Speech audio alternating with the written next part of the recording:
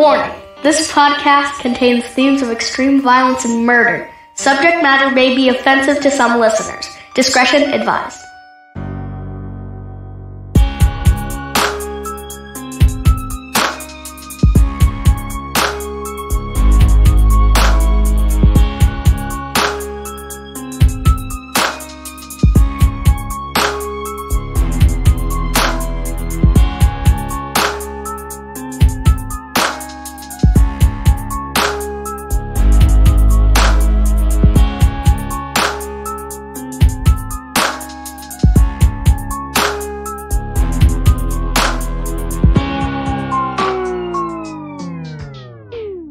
Welcome to another episode of Evil Transgression, your homicide headquarters here in podcasting. I'm Josh, and with me as always, Dustin and Rex. What's going on? Hey, what's up?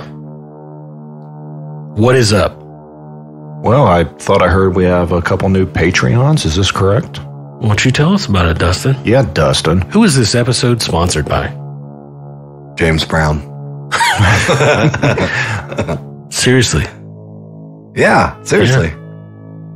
The white Jimmy B. Oh, okay. The White Jimmy B. Yeah. Okay. Nice. Who else? Thank you, James. Yeah, thanks. And thank you for having an awesome name. Yes. Yeah, it is awesome. It's not often that the Godfather of Soul stops in on the podcast. So if you're not in our on our Patreon or our Podbean patron, which apparently is still a thing, you should sign up because we do Beyond Evil on there now, right? Yep, we do. Which is basically us just being idiots for about 20 minutes. Just random stuff that doesn't make sense. It's like a behind the scenes of how crazy we are. Yeah. But would it be behind the scenes if we're not like on camera? Behind the mic. Behind the mic. Yeah. But we're always behind the mic. Always. Behind the mic. If I was in front of the mic, you could not they can't hear you. Now I'm behind the mic. Yeah. Behind the mic? In front of the mic. Hitting stuff. But, yeah, you should sign up for our Patreon, and we'll talk about that at the end of the episode. Yes, we will. We'll also discuss about the reviews that we've been getting, which have gone up. That's awesome. Yeah. Did you guys cry, though, at the last Apple review? I was a little sad that She doesn't. Rex is always everybody's favorite. Yeah. Oh, Rex. It's the voice. I guess. I personally can't stand hearing my own voice, so when I'm mixing these, I usually skip all my parts. I can listen to you guys with no problem, but... I'm just going to start talking real deep like Rex. Do it. Yeah. Yeah, man. So you guys, dang. That sounded a little bit like Rocky. Yeah, you do. I could talk like Dustin. Hey, guys. That's a terrible impression. It's close, though. So what you guys thought, though? Whatever. Tell your story. Let's talk about Kristen Let's Gilbert. do it. Who wants to talk about Kristen Gilbert? I do. She is a real piece of work. Is she? Yeah, that's one of my favorite sayings. I've learned that now that I've gotten older in life. I really think I'm probably 70 years old mentally because I say stuff like, she was a real piece of work. But she is. So I'm ready if you guys are. Let's do it. Buckle up, evil mob, as we discuss Kristen Gilbert. Kristen Gilbert was born Kristen Heather Strickland on November 13th, 1967 in Fall River, Massachusetts. Her father, Richard Strickland, was a former Coast Guard member who worked as an electronic engineer. Mother Claudia Strickland was a substitute teacher. When Kristen was 7 years old, her sister Tara was born. So home life was good. Everything seems normal, like a normal family. In the early 1980s, the family moved to Groton, Massachusetts. Kristen began showing signs of trouble in her teenage years. She began to show signs of being a pathological liar, like Dustin. One of the lies she told often was that she was related to the axe murderer Lizzie Borden. Interesting. She was, in fact, not related. The lying was just one part of the troubles Kristen had. She had also faked a few suicide attempts to get attention from others. It's one of those. Yeah, and it's a troubled child. No, for sure. And to top it off, she often threatened others with serious violent attacks. So we are left wondering, what causes a normal girl with a pretty normal upbringing to start to become unhinged? School or something? Possibly a mental health issue. She would later be diagnosed with borderline personality disorder. But that's later in life. But I don't know, maybe she was jealous of her little sister getting attention. Who knows? That does happen. If you think about it, the trouble started after her sister was born. Maybe that is the issue. I don't know. Right. Because now she's like a liar and faking suicide attempts and threatening people, and she's just not on the right path now. Nope. In 1984, Kristen graduated from Groton Dunstable Regional High School with high honors at the ripe age of 16. That's impressive. Graduated with honors 2 years early. Oh, yeah, that's really good. I'm 33 and still waiting. Yeah. She did it Because you 16. stopped school in like 6th grade. She then enrolled in Bridgewater State College with a major in pre-med. So, we are dealing with a smart young lady. Oh, yeah. She is no Dustin. During the beginning of her college years, the few boyfriends she had got to see the darker side of Kristen, as she often verbally and physically abused them until they left. So, she gets her boyfriend and beats him and tells him he's a piece of crap. And I'd be mad as hell. You're a piece of shit. I hate you, stupid head. You're a stupid poop head. Sounds like some elementary school name calling there. In 1986, Kristen faked another suicide attempt and was ordered psychiatric treatment by Bridgewater State College officials. So her college steps in like, look, you need to seek help. Yeah. Later that year, in the summer of 1986, Kristen met Glenn Gilbert. With the Bridgewater staff wanting her to seek psychiatric help and finding a new boyfriend, Kristen decided to switch schools. In 1987, Kristen transferred to Mount Wachusett Community College in Gardner, Massachusetts, and then to Greenfield Community College in Greenfield, Massachusetts. That way she could be closer to Glenn. That's the weirdest name of a school. You think so? What? Mount Wachusett? Wachusetts. Wachusett. Say that 5 times. Wachusett. But she moved, so she's switching schools so she can be closer to her boyfriend. That year, at the age of 20, Kristen took a job as a home health aide with the Visiting Nurses Association of Franklin County. They have a Franklin County out there? Yeah. We're not the only one with the Franklin County I did not know that. Thank you, Dustin. You know, we're also not the only state with the Columbus. Yeah, Georgia. Thanks. Cool guy. You know, there's also a Rome in Georgia. While working as a home health aide, Kristen, who was taking care of a mentally handicapped child, scalded the child with hot bath water. Ooh. Over 60% of the boy's body was affected. For some unknown reason, Kristen was not prosecuted for this instance. What? If it was my child, she wouldn't be prosecuted either. She'd be under. Oh, yeah. She'd be under the dirt in my backyard. 6 feet. In January of 1988, Kristen and Glenn eloped, and she officially became Miss Kristen Gilbert. The following month, Kristen Gilbert chased Glenn around the house with a butcher knife after an argument. It's going good, I see. Lovely marriage. Newlyweds. I love it. Later that year, in 1988, Kristen Gilbert graduated from Greenfield Community College with a nursing degree. So she's psycho and smart. It's a nice combo. In March of 1989, she began work at Leeds Veterans Affairs Medical Center in Massachusetts.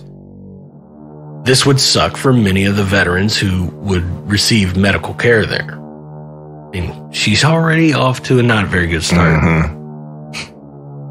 And then she's going to start working with disabled veterans? Yeah. Oh, man, this is about to pull on your heartstrings. Yeah.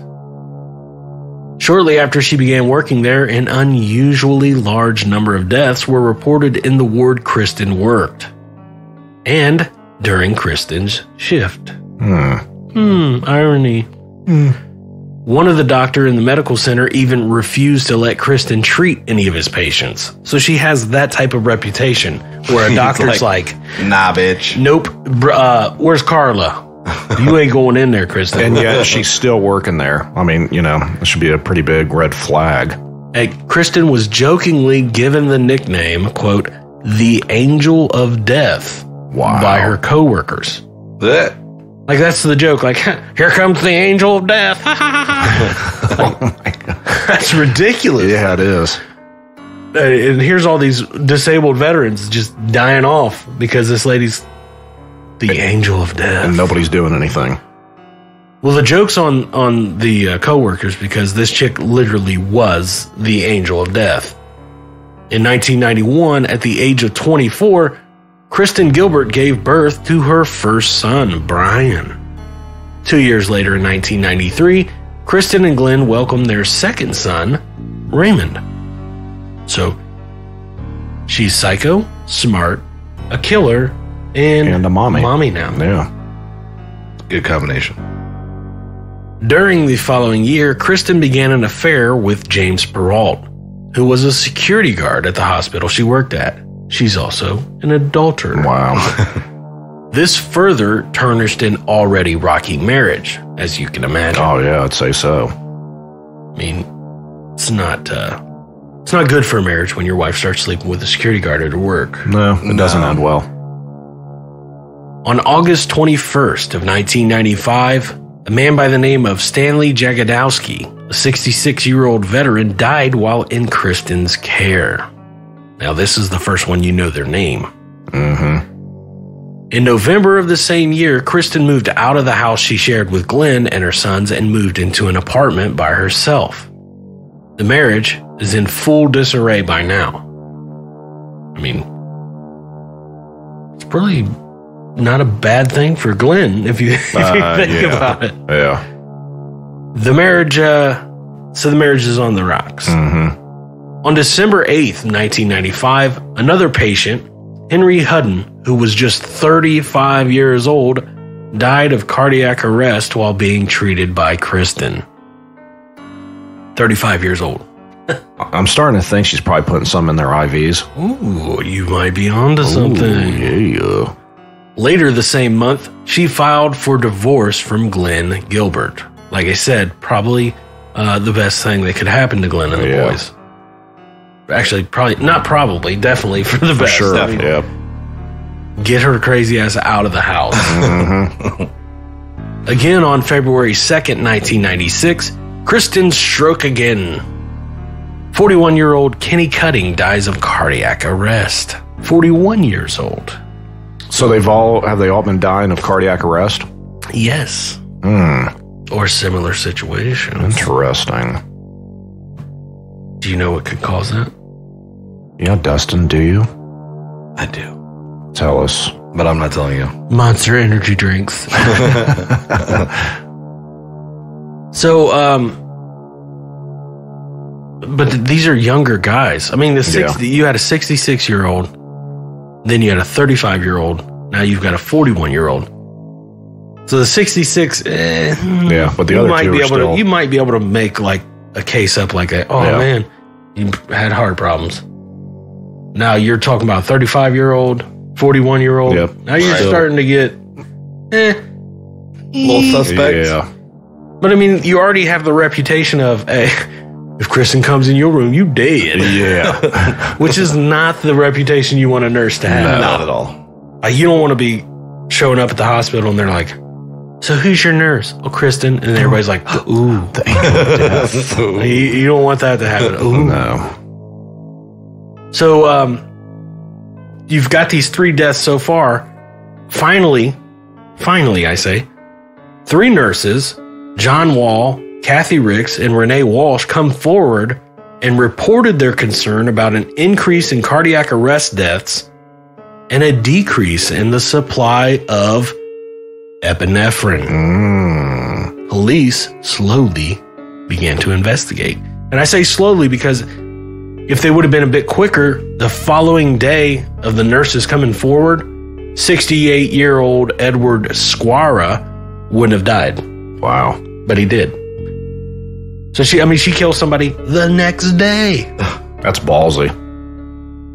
Later that year, in July of 1996, Kristen Gilbert was comfortable enough with boyfriend James Perrault that she let him in on her secret. She confessed to killing patients during a phone conversation with him. The next day, Perrault got a restraining order against Kristen. Good thinking. Don't she know don't tell your secrets? But you got to give this guy credit. She's like, yeah, I need to tell you something. I've been killing patients. He's like, oh, okay, well, I'll talk to you later. And he ran to the police station. Like, don't let her near me ever again. Now, is that the same guy that was the security guard? Yeah. Okay. Yeah, I hate to give him any props because, he's a douchebag too for being that guy, but yeah. You got to give him a little bit of credit that he's like, nope. I ain't being involved in that. Get a restraining order. Way up. So a few days after he gets his restraining order, he testified in front of a grand jury as they're trying to bring charges forward. Her ex-husband, Glenn Gilbert, got involved in the investigation when he asked the investigators to come search his house, where they found a book in a pantry that belonged to Kristen titled The Handbook of Poisoning. Wow. And apparently Kristen wasn't too happy with Glenn getting involved, so she showed up at his house and tried to stab him with her keys. What? Jeez. Kristen knew that the pressure was coming down on her, so she decided to derail the investigation. And how did she do that? By phoning in a bomb threat to the medical center. That's going to work. What's that going to derail it for about a half hour? Yeah, a couple hours. 4 days later, on September 30th, 1996, she was court-ordered to be placed in Bay State Medical Center for psychiatric treatment. On October 8th, she was released from Bay State Medical Center and arrested for that same bomb threat. Oh, so they found out it was her, huh? Yeah, they're still working on your murder case, but you got arrested for a bomb threat. She probably called it in from, the office. Like, there's a bomb in there. Yeah. This is not Kristen Gilbert. But that reminds me of an episode of King of the Hill one time where Boomhauer calls. He's like, "You don't know who this is," and it was what was the wife's name? Peggy. Mm-hmm. She was on the phone. And he was like, "Hey, is Hank there? Let me talk to Hank." She's like, "Okay." She's like, "Hank, it's Boomhauer." He's like, "You don't know who this is." That's funny. It's not, but it is. It's good stuff. Now, keep in mind, the investigation for the deaths of the patients is still ongoing. While being held awaiting trial for the bomb threat, Edward Squara's body was exhumed and tested for epinephrine. As suspected, they found what they were looking for. It's not good for her. Nope. On January 7th, 1998, Kristen was found guilty of falsely phoning a bomb threat to a federal institution. She was sentenced to 15 months at Danbury Federal Prison, where she was also treated for psychiatric issues. In July, the body of Stanley Jagodowski. I like that last name. That is a crazy name. That is pretty sweet. It's Polish. Was exhumed and tested for epinephrine. So that's a couple now, huh? In November of 1998, Kristen Gilbert was indicted for murder. But the court system in the United States doesn't work as fast as we want. So, trial finally started on November 20th, 2000. Oh, that took a while. Dang. Yeah, from being indicted in November of 1998, the trial finally starts in November of 2000. November 20th. Crazy. During the trial, which showcased more than 70 witnesses and 200 pieces of evidence, Glenn Gilbert took the stand to testify against his wife. Nice. Glenn's got some stone marbles. Yeah, man. he does. There's big stones on him. Yeah. He's like, hey, she tried to stab me with keys, and she killing patients. He's like, I'll tell on her right now. I'm gonna tell you everything. Come at me again with them keys. That's what happens. Glenn testified that Kristen had also confessed the killings to him as well. Loose lips sink ships. Mm-hmm. On March 14th, 2001, a federal jury, which consisted of 9 women and 3 men, convicted Kristen Gilbert on 3 counts of first-degree murder, 1 count of second-degree murder, and 2 counts of attempted murder. Massachusetts does not have capital punishment, but the loophole was her crimes were done on federal property, and the death penalty was on the table. Nice. So, because your state may not have the death penalty, if you do a federal crime, we can put you to death. It's good stuff. Capital punishment. However, the saving grace for Kristen Gilbert would be her 2 sons. The defense attorney laid out a beautiful case stating that the execution of Kristen Gilbert would have greatly affected the well-being of her children. In the end, the jury recommended a life sentence. On March 27, 2001, the judge formally sentenced Kristen Gilbert to 4 consecutive life sentences without the possibility of parole, plus 20 years. Yep, she's not getting out. Kristen Gilbert began serving her sentence at a prison for women in Framingham, Massachusetts, to FMC Carswell in Fort Worth, Texas. A federal appeal for a new trial was made but dropped in July of 2003 after a new U.S. Supreme Court ruling that would have allowed prosecution to pursue the death penalty upon a retrial.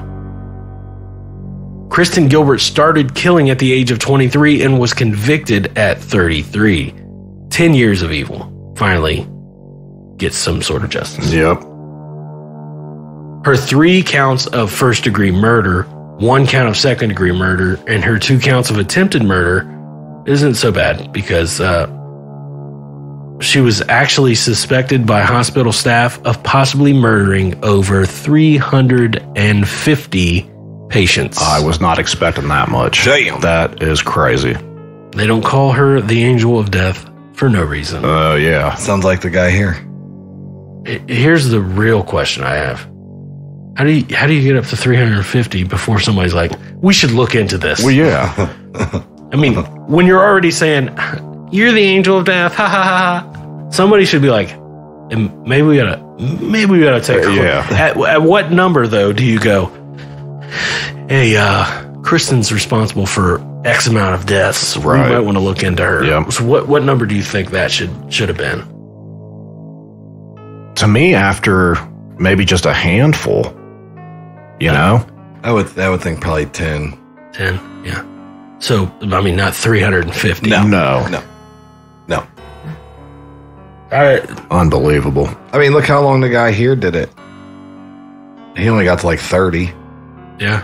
Mm-hmm. Well, I'm sorry. That's the guy that's suspected of doing it. And his was it fentanyl? What was he doing? I think it was. He was like overdosing them. Yeah. Here's the crazy thing: is he was like ordering his nurses to do it. Yeah. That's right. insane. But this lady just did it on herself. Mm-hmm. She said She's the nurse. She's like, watch this. Had enough. Yeah. But Glenn, give Glenn credit though. He's like, I like the boyfriend. Peralt. Oh, that's sweet. Yeah, Peralt was like, oh, you kill patients? Oh, honey, it's okay. Hello, police. How soon can I get a restraining order? This is a smart move, though. Yeah, it was. And that, ladies and gentlemen, is the story of Kristen Gilbert. Yep, definitely should not have been allowed to go on that long. 350. That's a lot of people. That's a lot of people. Yeah. It's like Keep in mind, 350 people. Suspected. Oh, really? That's like suspected. Right. Suspected of murder. Oh, I'm sure it's probably close to that. It may be 450. Damn. That's a lot of damage. Yes. That's a lot of damage. So what do you got for me, Rex? All right. Go to our Facebook page. Give us a like. If you have any comments, questions, ideas, you can email us at eviltransgression@gmail.com. Dustin, tell them where they can find the links. You can find those links at eviltransgression.com. Don't be so enthused.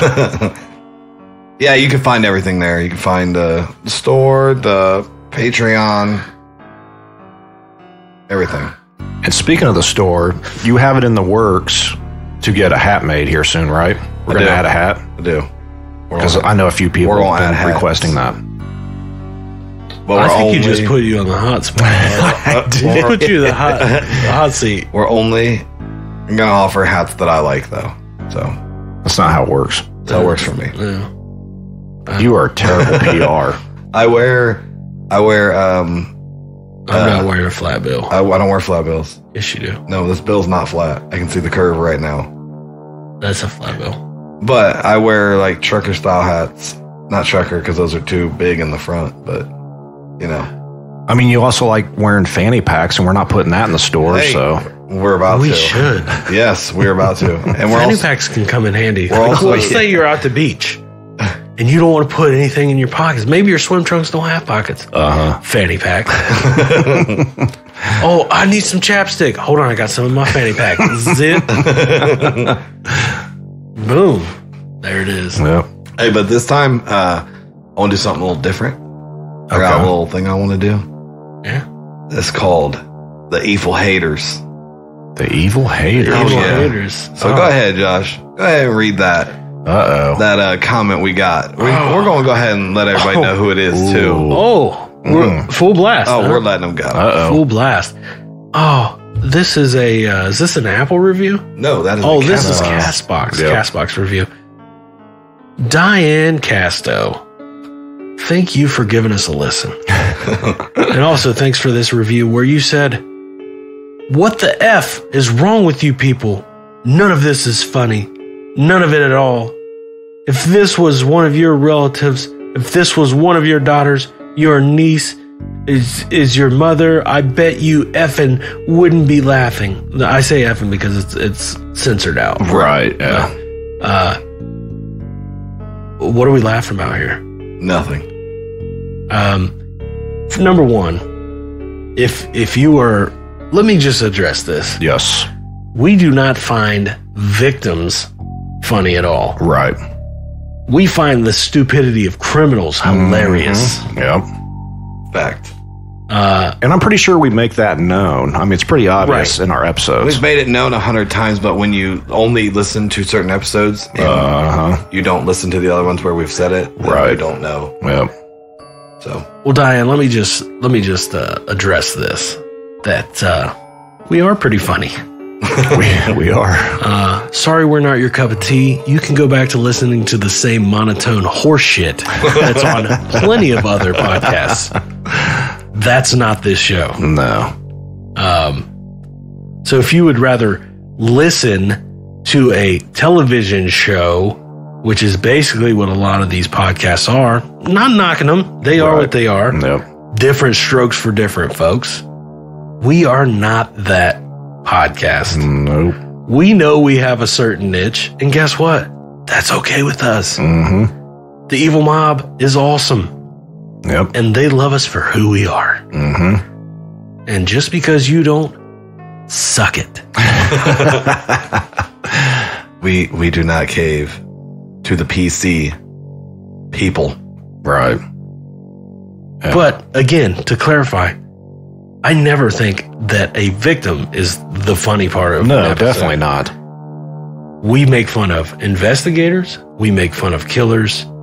That's about it. We make fun of situations. And Gavin Newsom. Yeah. And Gavin Newsom, who is the biggest... terrible justice system, you know. The biggest tool in the shed. But now that that's out of the way. Right. That was fun. That was actually pretty fun. If you would like to be on the next episode of Evil Haters, go ahead and leave us a shitty review because we'll call you out. I like it. I mean, hey, like I said, everybody's got opinions. Our show's not for everybody. No. We know that. Yeah, and that's like that for all shows, you know, Yeah. podcast, TV. Yeah. You know, you're not going to not everybody's going to like you. Yep. And I'm okay with that. Yeah. Because I don't like anybody either. And again, I'm cool with that too. Yep. But at least we got a review out of it. I bet she left us 5 stars though. You guys are stupid. 5 stars. I'll bet she listens to this episode too. Oh no, Diane, if you're listening, we don't mean to be so rough with you. I mean, you get what I'm saying, right? yeah. But we don't like to be accused of victim shaming or anything Right. like that. Right. And we don't like to be told we're not funny because we're very funny. Mm-hmm. We're pretty funny. Oh, Rex is. That's all we ever hear. Rex, oh my God, Rex. Oh, Rex. I don't know. I think you're the funny one of the group, Josh. So You are. It's totally Dustin. Yeah. Dustin's voice is funny. There's a difference. That's it. See, but people get tired of me because I always talk. Like, I have to always talk. They're like, I wish he would shut up. Leave that in your review. Actually, guy. no. I wish Josh would shut up. No, my sister said if you weren't on the show, she wouldn't listen. Yeah. So Yeah, she That's why, loves you. that's why I love your sister. She knows true talent. That's right. Enough of this. Let's get out of here. Ready? Yep. I'm ready if you're ready. Let's do it. Join our Patreon. Buy our t-shirts. T-shirts. Buy our t-shirts. Join the Patreon. Send us a tip on the tip jar. And continue to be awesome, Evil Mom. Yep. Thanks for sticking with us when Diane hates us. So until next time, See ya. See ya. peace.